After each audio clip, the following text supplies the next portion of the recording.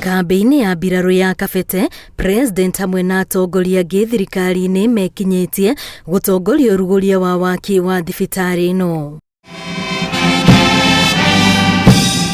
Waaki ũyũ ũrĩa ũrambĩrĩria mũthenya wa gatatũ ũgĩtanywo gũteithĩrĩria na njĩra nene maabitha honge itiganĩte cia ũgitĩri gwetha motungata ma ũrigitani na ũhũthũ. That those of you who put their lives on the line and in danger to protect your fellow citizens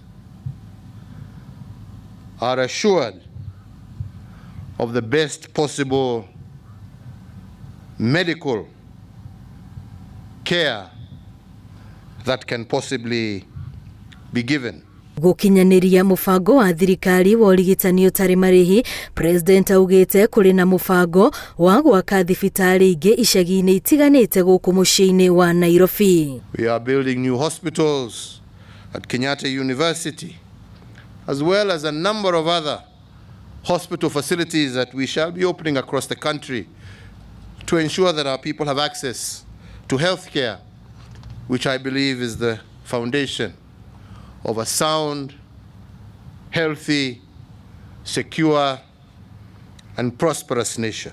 Tiga motungata ma ũrigitani wa mwanya, thibitarĩ ũyũ no ũtanyĩtwo gũteithĩrĩria harĩ ũthuthuria wa mĩrimũ ĩtiganĩte ona kũheana mathomo megiĩ ũrigitani. All of us in the security sector working together for the protection and defense of our country, we will have a facility that will be able to address us at the referral level.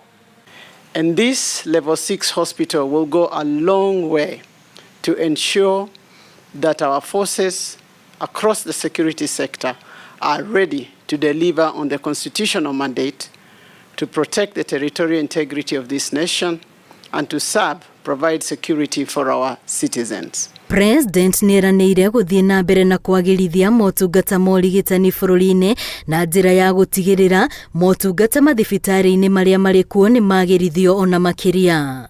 Ngiribotera Inooro TV, rĩtwa rĩakwa nĩ Wambui wa Macharia.